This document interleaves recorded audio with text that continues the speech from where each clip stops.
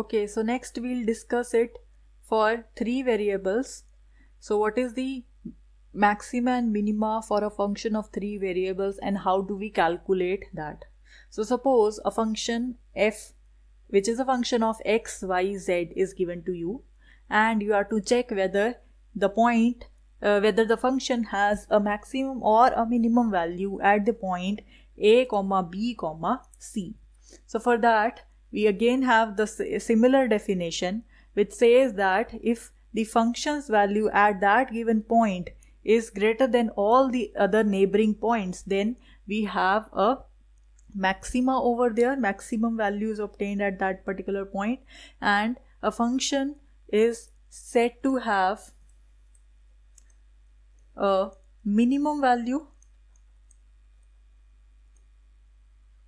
at the point a, b, c if f of a, b, c is less than f of a plus h, b plus k, c plus l, where all these quantities h, d and l, they are very small, right? So this is the definition. So now let us see what is the necessary condition in this particular case. So the necessary condition to calculate, to find the extremum, that is either the maximum or the minimum. So that says that a function f of x, y, z have an extremum at the point a, b, c if f of x at the point a, b, c is 0, fy, that is the partial derivative of f with respect to y and the partial derivative of f with respect to z at the point a, b, z is 0, provided the derivatives exist at the point. The derivatives exist, right? And in a similar fashion, we say a point to be critical point if all these derivatives are equal to 0 at that particular point. So let us next discuss what is the method to calculate these derivatives. So firstly, what we'll do, the first step would be calculation of the first derivatives with respect to x, with respect to y and with respect to z of the given function f. In the second step, we'll put these equal to 0. And so in this case, we will have three simultaneous equations. So we'll solve these equations and we'll find all the possible values of x, y and z. So whatever is the values, then we'll go and look for the signs of second derivatives. So then we'll find a, that would be del 2f by del x2. We'll find b, that would be del 2f by del y2. And then we'll calculate c, del 2f by del z2. And then we'll calculate f, that would be del 2f by del y del z. Then we'll calculate g, del 2f by del z del x, and then we'll calculate h, del 2f by del x del y. So you should clearly know what each of these symbols represent, and then we will evaluate the expressions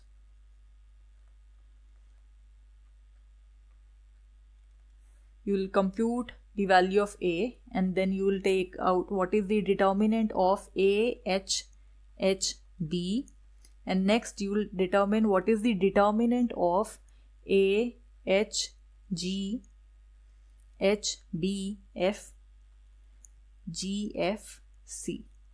So once you compute all these values a, b, c, f, g, h, you can substitute it here in this expression. You can evaluate these determinants, and then in the next step we will find the value of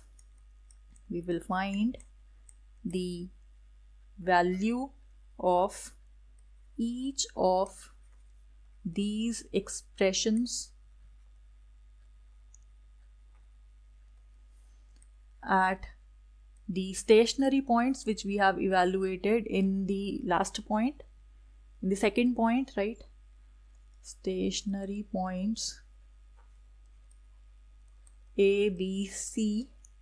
And now if the condition is that if your capital A is less than 0, determinant of AHHB that is greater than 0, and the determinant of AHG, HBF, GFC, this determinant is less than 0, then we will have a maximum value. Then we have a maximum value at the point A, B, C, right? And the next condition is if A is greater than 0, the determinant's value AHHB is greater than 0, and the determinant's value AHG, HBF, GFC, this determinant's value is also greater than 0. In that case, we have a minimum value. Then we have minimum value at the point A, B, C, right? And then in the third case,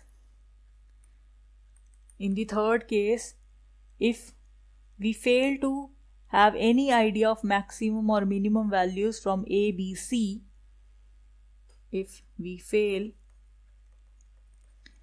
to have any idea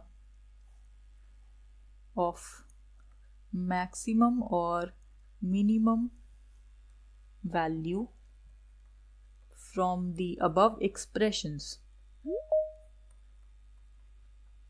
then we'll calculate d2f. What would be that? F, the double derivative of f with respect to x into dx square plus fyy dy square plus fzz dz square plus we have plus 2f of xy dx dy plus 2f of yz dy dz plus 2f of zx dz dx. So now if this quantity d2f is less than 0 for any arbitrary values of x, dx, dy, dz, then we have maximum. If this d2f is greater than 0 for the arbitrary value, then we have a minimum.